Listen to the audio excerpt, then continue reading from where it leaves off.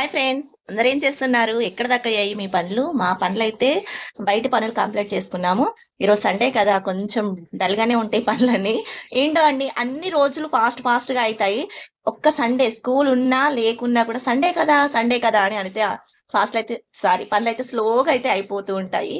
మా ఇంట్లో కూడా అంతే. మీ ఇంట్లో కూడా అలానేనా? కంపల్సరీ కామెంట్ చేయండి. సండే అంటేనే కొంచెం డల్‌గా నడుస్తుంది డే ఆ రోజు.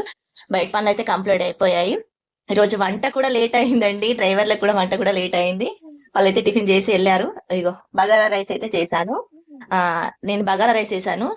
నా కొడుకేమో చికెన్ వండాడు. ఎందులో వండాడో చూపిస్తా చూడండి. చికెన్ ఉడుకుతుంది. ఈ కడాయిలో వండుతా మమ్మీ నేను అనంటే, సరే వండు అని చెప్తా. మా పిల్లలు ఏదైనా పని చేస్తే, మంచి పనులు చేస్తే చెయ్యి అనంటే ఎంకరేజ్ చేస్తా.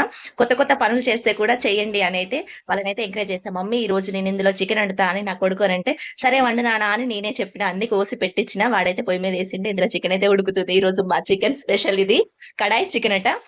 ఇంకొక రోజట కడాయి బిర్యానీ ఏస్తాడట. చూద్దాం. సరే నాన్న ఓకే అన్న. కడాయి చికెన్ అయితే అండేసిండు.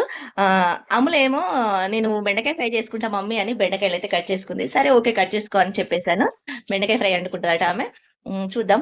బెండకాయ ఫ్రై, చికెను, రైసు. మీ ఇంట్లో పనులు ఎక్కడి దాకా అయ్యాయో కామెంట్ చేయండి. ఓకేనా? అందరం అయితే వేడి వాటర్ తాగేసాము. పాలు, టీ అయితే ఏం లేదు.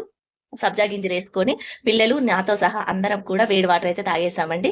ఓకేనా? బాయ్. మరి వీడియో నచ్చితే లైక్ చేయండి. ఛానెల్‌ని సబ్స్క్రైబ్ చేసుకోండి. బాయ్.